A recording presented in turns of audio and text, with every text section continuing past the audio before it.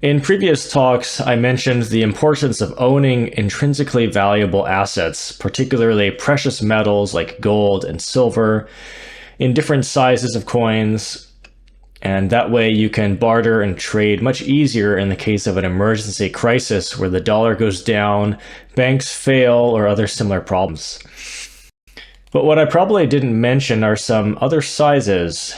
I may have mentioned, or maybe not, the 3/4 ounce silver coin or the 1/3 ounce, but these are great to have as well. The point is, the more different denominations you have, the better. Silver is great for that because it's less valuable than gold, so you can have normal sized coins that are worth less. And this is very convenient and useful for buying smaller utensils and utilities. So to recapitulate, 1/4 ounce gold coins are great to have, and 3/4 ounce as well, and 1/3 ounce silver coins are also excellent. Something I didn't mention about these metals is a third kind known as platinum. Platinum is certainly rising in interest and value these days. So that is another very good one to invest in and save up. Now, regarding gold, one thing to note is that it's currently better in the market for Americans to buy Canadian gold. Canadian gold is extremely pure, around 99.999%, whereas American gold is 99.96, or rather 976%. And the premiums are also lower for Canadian gold under current market conditions. So this is making it a very good choice. It's not as easy to get Canadian pure gold as it is to get American Eagle gold. So for now, that is the choice. Now let's get into some details about personal home safes, where we keep our gold and cash. There are some interesting things that a lot of people don't know about. I'm able to give you this information because I've learned from people who work at metal dealers, and I've heard many stories from friends and people I know. One particular one, from a few years ago, there was a collector in Colorado who bought $40,000 worth of gold and silver coins. He was very smart and a very prudent guy. He timed the market perfectly and he got a good price. So he figured he had everything under control. But 6 months later, his house was broken into and every single piece of metal was gone. It wasn't because he didn't have a safe, he did. It happened because he told 3 people he had one. That was his only mistake. So that story is way more common than you'd think, and today we're going to make sure it doesn't happen to you. Now, a quick heads up before we dive in. Nothing here is financial advice or legal advice. I'm not an attorney or an insurance agent. I'm just sharing what's worked and what's failed in the real world. So do your own research and definitely talk to professionals for your specific situation. Now let's get into it. Here's what we're going to cover. First, I'll show you the hidden spots burglars check when they initially break in.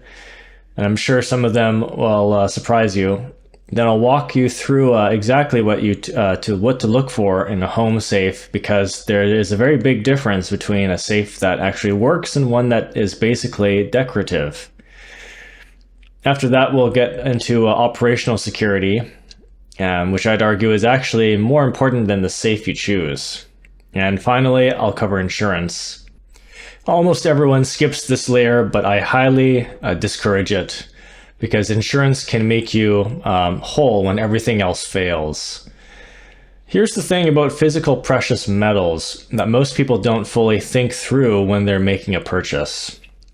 The whole point of holding physical metal instead of an ETF or a stock is that it's outside of the system.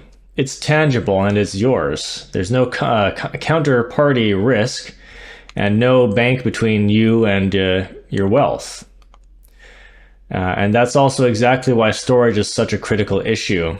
Because if that gold or silver gets stolen, if it's in a fire or if you don't have the right protection, all that wealth just evaporates. The same thing happens if something happens to you and your family can't find it. The storage question is one that most new buyers skip almost entirely. They're focused on what to buy, how much, and when. Then they take their coins home and they just figure that they'll, get to that part later. They'll figure it out somehow. Maybe the freezer, the sock drawer, the shoe box, or the closet shelf. There are stories about all of them.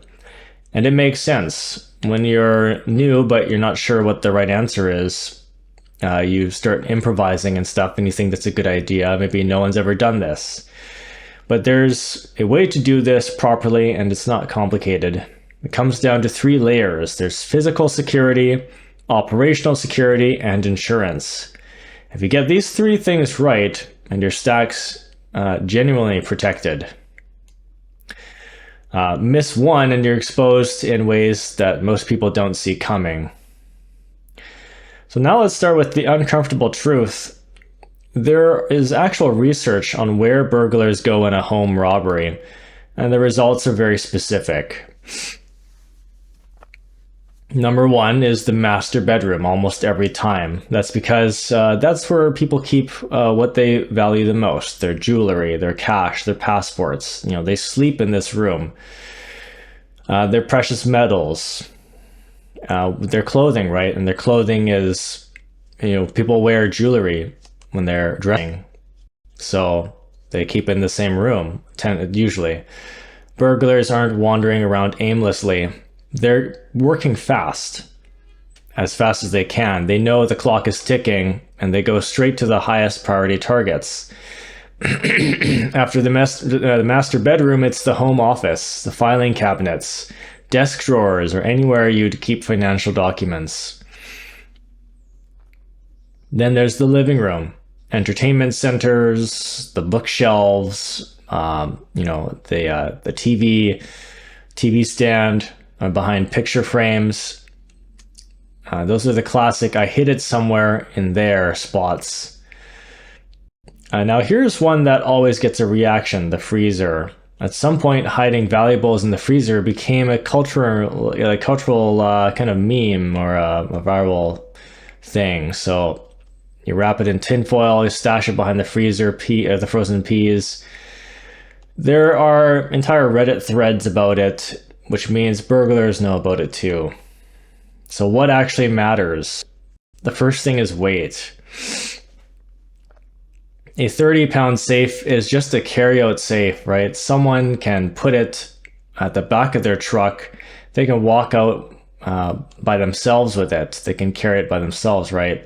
Go into a vehicle, open even the back door, and put it right in, even if it's a small car. So the heavier the safe, the harder it is to move it.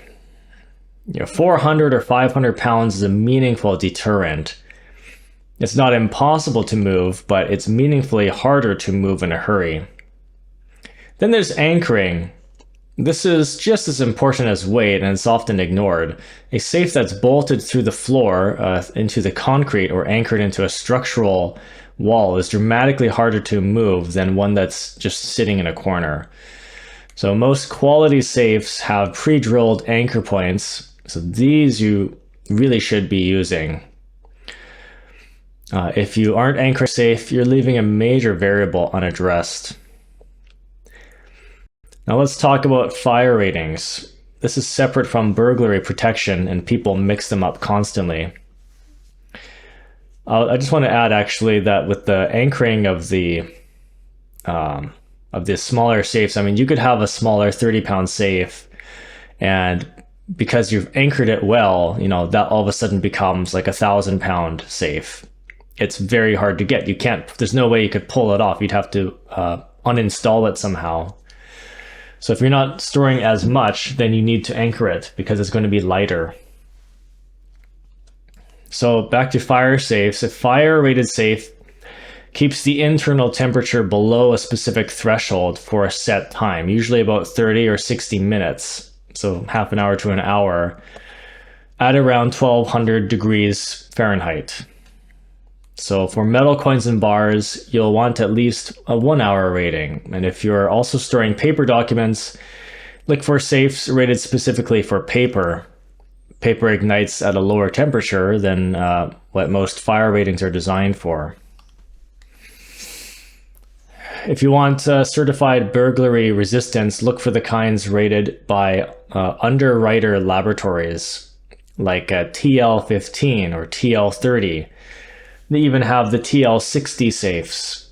A TL30 rating means trained professionals with power tools can't gain entry for about 30 minutes unless they really work at it. These are more expensive. We're talking $1,500 to $5,000 and up, depending on the size. But if you're storing a meaningful stack at home, the cost to protection ratio is hard to argue with. It's worth it. One more thing on safe placement. Put your safe somewhere with low visibility and inconvenient access. Remember the spots burglars check first and think accordingly. I want to spend a few minutes now on something that doesn't get talked about nearly enough. I think this is actually the most important part of the whole discussion. It's the discipline of controlling information about what you own. Most home burglaries aren't random, they're targeted. Someone knew there was something worth taking, and that information came from somewhere. The Colorado collector mentioned at the start did everything right with his hardware, but he told 3 people. Any one of those conversations could be the link that led to the break-in, to be intentional. So don't talk about your stack openly, not at work, not at social events, and not with family members who don't need to know.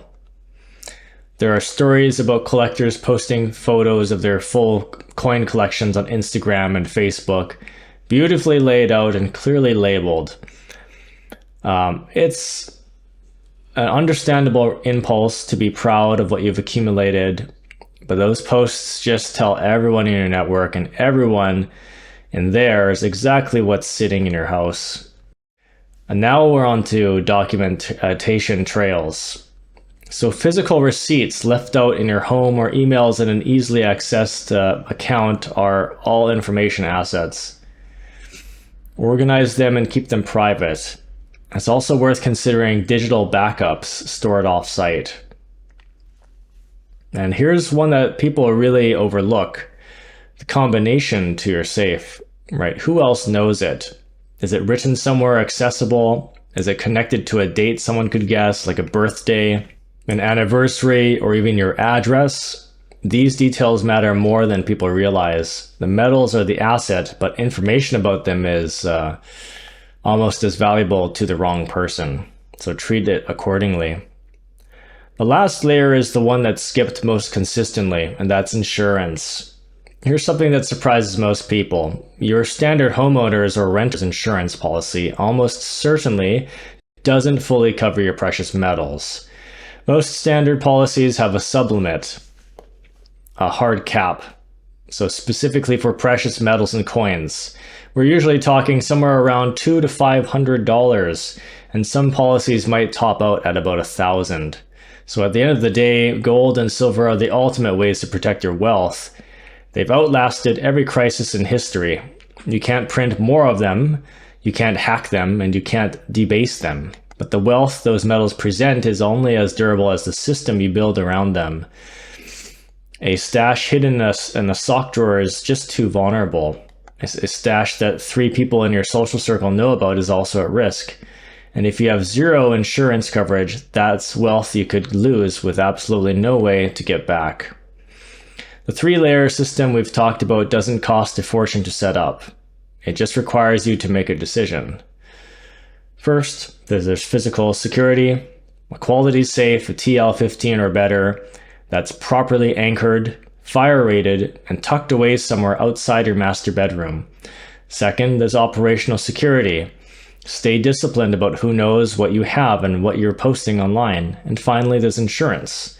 Have a conversation with your agent this week and find out your exact sublimit on precious metals.